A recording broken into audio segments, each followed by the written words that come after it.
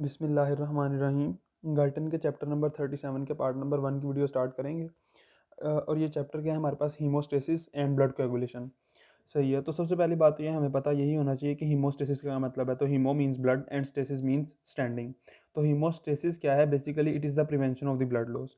अब जब हम लोगों ने ब्लड लॉस की प्रिवेंशन करनी है, किसी वैसल को कट वगैरह लग गया ना, तो बेसिकली 4-5 मैकेनिज्म हैं जो इसमें हम लोगों ने ना करने हैं। ठीक है, तो वो चीज़ें क्या हैं वो हम देखते हैं। ठीक है, सबसे पहली बात तो ये है कि देखो, जहाँ पे ब्लीडिंग वगैरह हो रही होगी ना, वहाँ पे क्या स्टार्ट हो जाएगी, वहाँ पे लोकल वेस्कुलर कंस्ट्रिक्शन स्टार्ट हो जाएगी, वेसल वहाँ से कंस्ट्रिक्ट होना शुरू हो जाएगी। पहले नंबर पे ये होगा। दूसरे नंबर पे क्या होगा कि वहाँ जो प्लेटलेट्स पड़े हुए थे वो प्लेटलेट्स क्या करेंगे, प्लग बनाना शुरू कर देंगे। तीसरे नंबर पे क्या होगा, वही जो प्लेटलेट प्लग था ना, उसको रिप्लेस कर दिया जाएगा ब्लड क्लॉट से। और चौथे नंबर पे उस ब्लड क्लॉट के अंदर फाइब्रस मटेरियल आ जाएगा।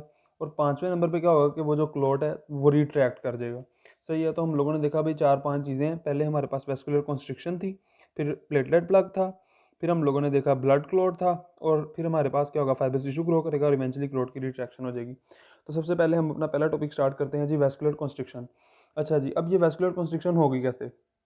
सही है, तो देखो जो वेस्कुलर कॉन्स्ट्रिक्शन है ना, उसके लिए 3-4 थ्योरीज हैं, मतलब कि 3-4 बातें हैं कैसे हो रही हैं। ठीक है, तो पहली चीज़ तो ये है कि देखो, जहाँ पे जो है ना वेसल डैमेज हुई थी ना, ठीक है, तो वहाँ पे लोकली क्या करेंगे, मसल्स इरिटेट हुए थे और उन मसल्स ने क्या कर दिया, कॉन्ट्रैक्शन करवा दी। ठीक है, तो पहला मैकेनिज्म तो हम लोगों ने यही देख लिया कि लोकली मसल इरिटेट हुए, उन्होंने कॉन्ट्रैक्शन करवा दी। फिर जब यहाँ पे डैमेज होगा तो जाहिर सी बात है यहाँ पे वेरियस फैक्टर्स रिलीज होंगे, जिनको इन्होंने कहा ऑटोकॉइड फैक्टर्स। ऑटोकॉइड फैक्टर्स क्या होते हैं, लोकल हार्मोन टाइप मटीरियल्स हैं। ठीक है, तो वो लोकली इम्पैक्ट करेंगे और वो क्या करेंगे, वेस्कुलर कंस्ट्रिक्शन करवा देंगे। तीसरे नंबर पे क्या होगा कि यहाँ पे जो हमारी सेंसरी नर्व एंडिंग्स वगैरह थी वो डिस्टर्ब होंगी। जब वो डिस्टर्ब होंगी तो उससे क्या होगा, हमारे ब्रेन की तरफ मैसेज जाएगा और ब्रेन जो है यहाँ पे वेस्कुलर कंस्ट्रिक्शन करवा देगा। ठीक है, तो हम लोगों ने देखा जी 3 मैकेनिज्म्स थे। लोकल माइजेनिक स्पैज़म है, ठीक है, यहाँ फिर हमारे ऑटोकॉइड फैक्टर्स हैं, यहाँ फिर क्या है कि हमारे नर्वस रिफ्लेक्सेस इन्वॉल्व हो जाएंगे। लेकिन वो बाद में कहता है कि जिन जो इनमें से सबसे स्ट्रॉन्गेस्ट है वो लोकल माइजेनिक स्पैज़म ही है। फिर उसके बाद आता है जी, इसके अलावा कहते हैं सर्टन सब्सटेंसेस जैसा कि थ्रोम्बोक्सिन 2 है, तो अगर वो एक्ट करे तो वो वेसल को बंद ही करवा सकते हैं, इतनी स्ट्रॉन्ग वो कंस्ट्रिक्शन करवा सकता है। सही है, अब आ गया था जी प्लेटलेट प्लग। अब प्लेटलेट प्लग क्या है, सिंपल सी एक चीज़ थी। ठीक है, कि जहाँ पे वेसल कंस्ट्रिक्ट हुई है वहाँ पे जो प्लेटलेट्स है वो आपस में जुड़ जाएंगे और वो एक प्लग सा बना देंगे हो, जो बंद कर देगा ओपनिंग को। अब हम लोगों ने कहा जी कि अब हम देखते हैं कि फिजिकल और केमिकल प्रॉपर्टीज़ जो है ना हमारे पास प्लेटलेट्स की क्या होती हैं। ठीक है, तो सबसे पहले उसने वही उसका साइज़ वगैरह बताया जी, माइन्यूट डिस्क्स हैं, 1 to 4 माइक्रोमीटर इनका डायमीटर है। ठीक है, फिर आगे कहता है जी, ये इनकी ब्लड के अंदर कंसनट्रेशन है 1,50,000 से लेके 4,50,000 पर माइक्रोलीटर ऑफ द ब्लड।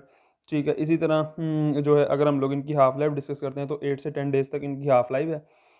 और यही वजह है कि हम लोग देखते हैं, हम लोगों ने लास्ट चैप्टर में ये भी बात की थी कि ये 10 डेज़ के अंदर सारे के सारे रिप्लेस हो जाते हैं।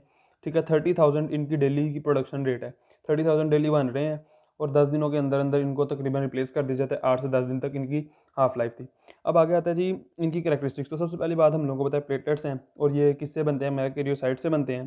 पहली बात तो ये होगी। अब दूसरी बात क्या, दूसरी बात ये है कि अब इनके अंदर न्यूक्लियस नहीं होता। ठीक है, ये भी हम लोगों को पता है। अब न्यूक्लियस तो नहीं है, लेकिन इसके अलावा बहुत सारी ऐसी चीज़ें हैं जो कि इसके फंक्शंस के लिए ज़रूरी हैं, जैसा कि कॉन्ट्रैक्टाइल प्रोटीन्स हैं, एक्टिन, मायोसिन, थ्रोम्बोस्टैथनिन।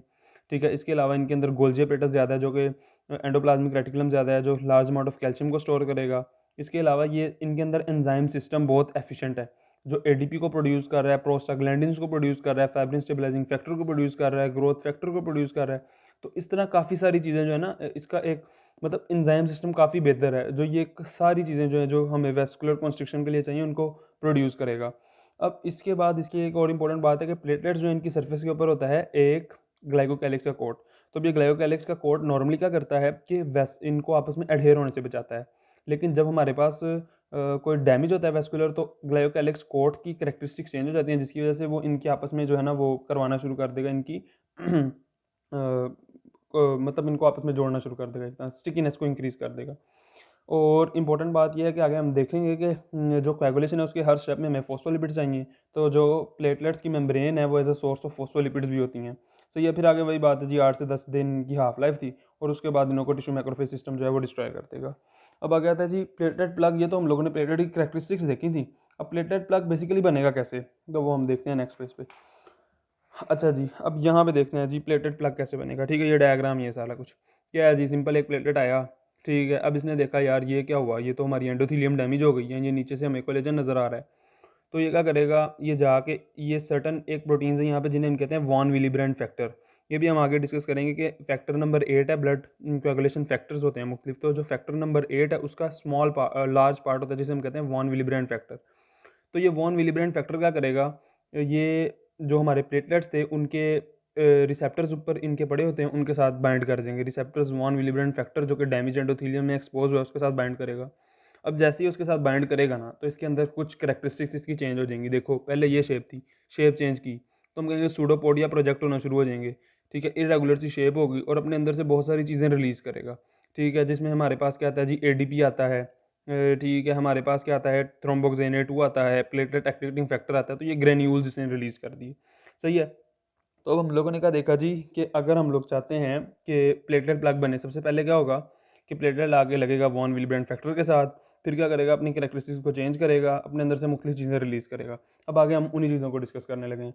ठीक है, तो यहाँ पे उन्होंने वही बताया कि स्वेल हो जाएगा, सूडोपोडिया को प्रोजेक्ट करेगा, वॉन विलिब्रेंट फैक्टर के साथ जुड़ेगा और एडीपी को स्क्रीट करेगा, प्लेटलेट एक्टिवेटिंग फैक्टर को स्क्रीट करेगा, थ्रोम्बोक्सिनेट को स्क्रीट करेगा। अब इसकी वजह से क्या होगा कि जो फर्दर प्लेटलेट्स हैं ना वो आके इसके साथ जुड़ना शुरू हो जाएंगे, स्टिकीनेस इंक्रीज हो जाएगी और एज अ रिजल्ट ये प्लेटलेट का कोएगुलम बन जाएगा, समझ लो। ठीक है, तो ये जो हमारी सील्ड ओपनिंग थी ना, इसको इन्होंने टेम्पोरेरीली क्लोज कर दिया। ये जो हमारी सॉरी ओपनिंग थी, सील्ड ओपनिंग कह रहा हूँ। तो सिंपल सा यही है इन चीज़ों में। अब आगे हम लोगों को कहता है कि भाई एक बार ये प्रोसेस स्टार्ट होगा तो प्लेटलेट्स क्या करेंगे, फर्दर प्लेटलेट्स एक्टिवेट करेंगे, वो फर्दर प्लेटलेट्स आकर इसके साथ जुड़ेंगे, तो ये एक पॉजिटिव साइकिल स्टार्ट हो जाएगा जो चलता रहेगा। अब आगे आता है जी इंपॉर्टेंस क्या है। इंपॉर्टेंस इसकी यार देखो, हमारे जिस्म के अंदर ना बहुत सारी स्मॉल वेसल्स हैं जो कि हर टाइम उनके अंदर पंक्चर हो रहे हैं, कुछ ना कुछ हो रहा है ऐसा। तो उन जो स्मॉल प्लग्स हैं ना उनको कौन बंद कर रहा होता है, उनको प्लेटलेट्स ही क्लोज कर रहे होते हैं। ठीक है, तो अगर हम लोगों के प्लेटलेट्स कम हो जाएंगे, हम आगे पढ़ेंगे थ्रोम्बोसाइटोपिनिया, तो उसमें क्या होगा, हमारे जिस्म के अंदर माइक्रो हेमरेजेस अपीयर होना शुरू हो जाएंगे। कंडीशन जिसको हम कहते हैं पैची, स्किन के अंदर जो है लेजेंस वगैरह बनना शुरू, स्पॉट्स बनना शुरू हो जाते हैं बेसिकली। ठीक है, तो वो एसोसिएटेड है प्लेटलेट्स की डेफिशिएंसी से, थ्रोम्बोसाइटोपिनिया। ठीक है, अब आगे आता है जी इसका अगला स्टेप जिसे हम कह रहे थे ब्लड कोएगुलेशन। ठीक है, तो हम लोगों ने देख लिया प्लेटलेट प्लग बन गया, अब प्लेटलेट प्लग को रिप्लेस करेगा ब्लड क्लॉट। ठीक है, तो ब्लड क्लॉट बेसिकली क्या है, blood clot they are basically the fibres. ठीक है जी, वो कहता है अगर 15 से 10 सेकंड लगेंगे ट्रोमा स्फीयर है तो, अगर ट्रोमा स्फीयर है तो 1 से 2 मिनट लग जाएंगे ज़्यादा ज़्यादा। ठीक है, तो इसमें क्या होगा कि हमारा ब्लड कोएगुलेशन बनना शुरू हो जाएगा, 3 से 6 मिनट के अंदर वो बन जाएगा और 20 से 60 मिनट के अंदर फिर क्या होगा, क्लॉट की रिडक्शन हो जाएगी। अब हम लोगों ने देखा कि भाई ये देखो, ठीक है, सिंपल फाइब्रिन फाइबर्स वगैरह आए, ठीक है, क्लॉट बन गया। अब जब क्लॉट बन जाएगा ना, तो क्या होगा कि दो काम हो सकते हैं। देखो यहाँ तो ये क्लॉट ब्लड वेसल के अंदर बना है, यहाँ ये क्लॉट बना है हमारी कनेक्टिव टिश्यू के अंदर। तो अगर ये क्लॉट ब्लड वेसल के अंदर बना होगा तो क्या होगा, फाइब्रोब्लास्ट इसको इन्वेड करेगा। ठीक है, वहाँ पे फाइब्रस टिश्यू ग्रो करेगा और इवेंचुअली फाइब्रस टिश्यू कॉन्स्ट्रिक्ट कर जाएगा, तो वेसल कॉन्स्ट्रिक्ट हो जाएगी। एक तो हरकत ये हो सकती है। लेकिन अगर ये ब्लड क्लॉट का क्लॉट बन गया था हमारी कनेक्टिव टिश्यू के अंदर, फिर तो हम ऐसे नहीं ना कर सकते। तो फिर हम लोगों को चाहिए, क्लॉट को ख़त्म करना है हम लोगों ने। तो कहते हैं कि अगर कनेक्टिव टिश्यू के अंदर बनेगा तो हमारे पास सर्टन फैक्टर्स एक्टिवेट हो जाते हैं, जैसे कि प्लाज्मिन है, हम आगे डिस्कस करेंगे। ठीक है, तो क्लॉट के अंदर वो फैक्टर्स एक्टिवेट हो जाएंगे और उससे क्या हो जाएगा कि हमारा जो क्लॉट है ना वो डाइजेस्ट हो जाएगा वहाँ पे। ठीक है, तो हम लोगों ने देखा क्लॉट बन गया, फाइब्रस टिश्यू आ गया और क्लॉट की रिट्रैक्शन हो गई यहाँ, तो यहाँ फिर क्या हुआ कि क्लॉट डाई आउट हो गया, ख़त्म हो गया। ठीक है, अब ये क्या है जी, ये डिफरेंट क्लॉटिंग फैक्टर्स के उन्होंने नाम बताए हैं, जैसे कि फैक्टर 1 है, इसको हम कहते हैं फिब्रिनोजिन, फैक्टर 2 को कहते हैं प्रोथ्रोम्बिन। तो ये सारे पढ़ने हैं, ये याद भी करने हैं अच्छी तरीके से, क्योंकि इनमें से एमसीक्यूज वगैरह भी आ जाता है और शॉर्ट क्वेश्चन में भी पूछ लेते हैं, तो ये इंपॉर्टेंट है, इसको अच्छे तरीके से पढ़ना है। अब आगे हमारे पास आता है जी, ये तो हम लोगों ने देख लिया। अब वो कहता है ब्लड कोएगुलेशन होगी कैसे। ठीक है, तो भाई कैसे होगी, बगैर दिमाग पे स्ट्रेस डाले सिर्फ एक चीज़ हम लोगों ने देखनी है और वो है ये। ठीक है, अब यहाँ पे क्या कहता है जी, पहले हमारे पास कोई चीज़ थी ब्लड के अंदर जिसको हमने कहा प्रोथ्रोम्बिन। ठीक है, ये वही क्लॉटिंग फैक्टर है बेसिकली। तो प्रोथ्रोम्बिन पे आगे किसने एक्ट किया, प्रोथ्रोम्बिन एक्टिवेटर ने। और प्रोथ्रोम्बिन एक्टिवेटर ने क्या किया, प्रोथ्रोम्बिन को तोड़ के किसमें कन्वर्ट करवा दिया, थ्रोम्बिन के अंदर। अब थ्रोम्बिन क्या चीज़ है जी, थ्रोम्बिन एक वीक प्रोटियोलिटिक एंजाइम है। एंजाइम है बेसिकली, प्रोटियोलिटिक एंजाइम है, तो फिब्रिनोजिन पे एक्ट करेगा। फिब्रिनोजिन भी एक प्रोटीन है, उसको फाइब्रिन के अंदर कन्वर्ट करवा देगा। अब ये जो फाइब्रिन मोनोमर्स बनेंगे ये आपस में जुड़ के फाइब्रिन फाइबर्स बना देंगे। फाइब्रिन फाइबर्स की क्रॉस लिंकेज होगी और वो हम आगे देखेंगे कि वो क्लॉट की रिट्रैक्शन में कैसे इन्वॉल्व हो रहा होगा। सही है। तो इस पेज के अंदर सारा इन्होंने यही किया, ठीक है। तो बेसिकली वो कहता है जनरल मैकेनिज्म में कि हमारे पास ब्लड के अंदर दो तरह की चीज़ें हैं, प्रोकोएगुलेंट्स हैं और एंटीकोएगुलेंट्स हैं। तो प्रोकोएगुलेंट्स क्या करेंगे, कोएगुलेशन को प्रमोट करेंगे। एंटीकोएगुलेंट्स क्या करेंगे, कोएगुलेशन को इनहिबिट करेंगे। नॉर्मली हमारे ब्लड के अंदर एंटीकोएगुलेंट्स ज़्यादा हैं, इसी वजह से हमारा ब्लड जो है वो फ्लूइड टाइप इन नेचर है। सही है। फिर आगे उसने वही बातें डिस्कस की हैं, ये पूरे पेज के अंदर उसने सिर्फ ये वाली जो हमारा था ना डायग्राम, इसको डिस्कस किया और इसमें कुछ भी नहीं है। यहाँ एंड पे उसने एक बात बताई है हमें, वो क्या कि कहता है जो ये हमारा क्लोटिंग का रिएक्शन है ना, इसमें जो हमारे पास रेट लिमिटिंग स्टेप है वो प्रोथ्रोम्बिन एक्टिवेटर की ही फॉर्मेशन है, ठीक है। यानी कि प्रोथ्रोम्बिन एक्टिवेटर जितना जल्दी बन जाएगा क्लोट उतनी जल्दी बन जाएगा। तो रेट लिमिटिंग स्टेप क्या होगा, प्रोथ्रोम्बिन एक्टिवेटर की फॉर्मेशन। अब नेक्स्ट पे उसने हम लोगों का बताया जी प्रोथ्रोम्बिन और थ्रोम्बिन क्या चीज़ें हैं। तो बेसिकली हम लोगों को पता है क्या चीज़ें हैं भाई। प्रोथ्रोम्बिन अल्फा 2 ग्लोबुलिन फ्रैक्शन की प्रोटीन है। 68,700 इसका मोलिकुलर वेट है। 15 मिलीग्राम पर डेसीलीटर इसकी ब्लड के अंदर कंसनट्रेशन है। और it is highly unstable protein. और क्या होगा, प्रोथ्रोम्बिन जो है वो थ्रोम्बिन के अंदर कन्वर्ट हो जाएगी। थ्रोम्बिन क्या है, वो भी एक प्लाज्मा प्रोटीन है। 33,700 जो है इसका वेट है। अब कहता है जी प्रोथ्रोम्बिन कहाँ बन रही है, जी लीवर के अंदर बन रही है। लीवर के अंदर तो बन रही है, लेकिन एक इंपॉर्टेंट बात है विटामिन के। तो विटामिन के जो है हम लोग आगे देखेंगे कि प्रोथ्रोम्बिन की एक्टिवेशन के लिए रिक्वायर्ड होता है। तो अगर हम लोगों के पास विटामिन के की डेफिशिएंसी होगी ना, तो उससे क्या होगा, प्रोथ्रोम्बिन की एक्टिवेटेड फॉर्म जो है हमारे पास कम हो जाएगी, ठीक है। तो हम कहेंगे कि जी ब्लड क्लोटिंग के अंदर मसले वगैरह आ रहे हैं, वो आगे हम जब डिजीज़ वगैरह डिस्कस करेंगे उनको अच्छे तरीके से देखेंगे। इसी तरह वो कहता है जी फाइब्रिनोजिन क्या है। अब फाइब्रिनोजिन भी आपके पास एक ये जो है वो ग्लोबुलिन प्रोटीन है, ठीक है। वेट उसका उन्होंने बताया 3,40,000। ब्लड के अंदर कंसनट्रेशन 100 to 700 मिलीग्राम पर decilitre and mainly formed in the liver. अब वो कहता है जी नॉर्मली तो इसका इतना ज़्यादा वेट है, अब कैपिलरीज को कहाँ से निकालेंगे, कैपिलरीज के तो पहले इतने छोटे छोटे पोर होते हैं, तो नॉर्मली ये ब्लड के अंदर से बाहर नहीं निकलती। लेकिन अगर कहीं वेसल डैमेज हुई होगी तो जाहिर सी बात है फाइब्रिन बाहर आ जाएगी, फाइब्रिनोजिन, और वो आके वहाँ पे फाइब्रिन बना देगी, ठीक है। अब वो कहता है जी फाइब्रिनोजिन टू फॉर्म फाइब्रिन कैसे बन रही है, थ्रोम्बिन के एक्शन। तो थ्रोम्बिन क्या है जी, वीक प्रोटीक एंजाइम जो हम लोगों ने डिस्कस किया था। फाइब्रिनोजिन पे एक्ट करेगा, क्या करेगा जी, उससे 4 लो मोलिकुलर वेट पेप्टाइड्स को अलग कर देगा और उनको कन्वर्ट करवा देगा किससे के अंदर, फाइब्रिन मोनोमर्स के अंदर। अब ये जो फाइब्रिन मोनोमर्स थे ये फिर आपस में जुड़ के फाइब्रिन फाइबर्स बना देंगे।